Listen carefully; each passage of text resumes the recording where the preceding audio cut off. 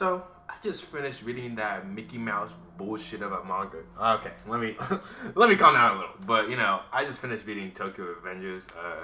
I caught up, I think, like 3 chapters before this chapter, which, my God, I thought I was wrong. So right here, spoiler warning, I'm going full balls deep into Tokyo Revengers. So if you haven't finished it or you're only anime only, click off, watch my next video. It comes out tomorrow when it comes out tomorrow.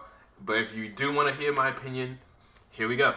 So how Tokyo Revengers, before this arc, the final arc happened, was Takemichi actually did save everyone except for Mikey, which Mikey thought in himself to take on this other path, so that everyone could be happy. Then, Takemichi Takemichi being Takemichi, he's like, no, Mikey, no, Mikey, oh, my husband, my love boy, you know what I'm saying? He went to go and see him, and Mikey actually killed Takemichi. Well, and he killed him, but Takemichi was still alive, and he was like, holding on to Mikey and saying, he didn't want Mikey to live this life. So then he teleported again, but instead of the same point, he was 3 years into the future of the, where he was teleporting to most of the time. So obviously all the gangs are not together because they disbanded. So now we have new characters, yada yada. Draken dies. Now when Draken died, I was pissed. I was very annoyed because I was like, Takemichi, you fudge. Why did you go back in time to... You just made stuff worse. You made stuff worse. And, after some time, I healed, and it started to click in my mind because I'm like, he went back to save Mikey, and it was impossible for him to save everyone. Obviously, Emma died and stuff like that. People died already. So, but this one, obviously being a fan favorite, this one hit even more. But it started to come to my mind. Okay, it makes sense because no one's perfect. You know what I'm saying? Like, had nobody's perfect. You know what I'm saying? Had my girl Miley up there, singing it for us. But yeah, the arc continues. We figured out that his dark impulses was called by a plane, but then there was more detail that it was actually his brother that first got the dark impulses because he beat up an old man that had the teleport powers, time travel powers. Because Mikey was playing with the plane in a different timeline, and he fell into a state that he's just breathing, like he's not alive. He can't walk, he can't do all that.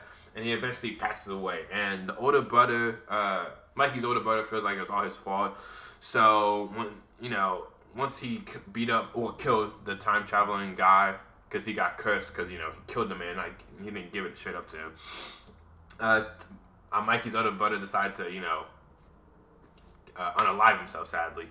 But right before that, he got teleported into a timeline where Mikey was still alive. So it started with Mikey, coming into his face, and playing with the plane. And he's like, obviously he's so happy because all his family's together, all of them are alive, Emma and all that. So now he's doing everything in his power to keep Mikey from, having the same accident. And once he does, he meets Takemichi. And after Takemichi, how Takemichi was getting beat up because he wanted to be a superhero as a kid.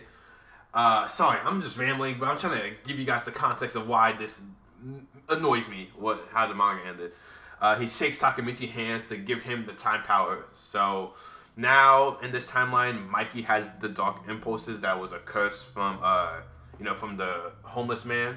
So in the timeline, which is the current timeline, Mikey's older brother was killed by I forgot his name, but it was like if you've seen this first season, you at least know that much.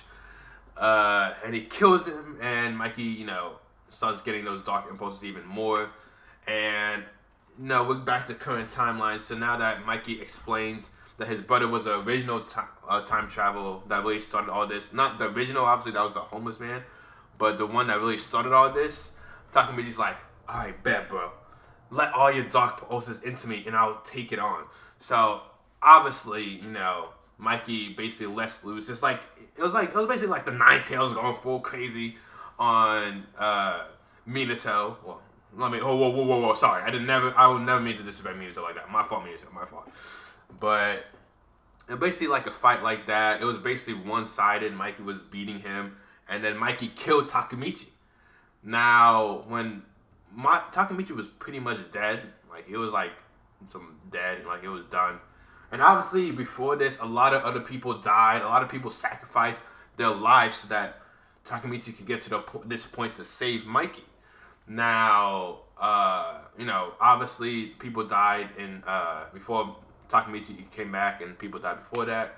So with this happening, somehow, some way, Mikey screaming out that he doesn't want Takemichi to die after Takemichi does some Takano Jutsu like Kaze or some stuff, and he breaks the Dark Room posters. They both teleport back in time to their younger self, which I don't understand how that works. And then they go to rewrite all the history, because they're kids, so now they know, what happened. And then they go up to some skyscraper and they say, this is our revenge. I was cringing. I was like, no, that's so, no.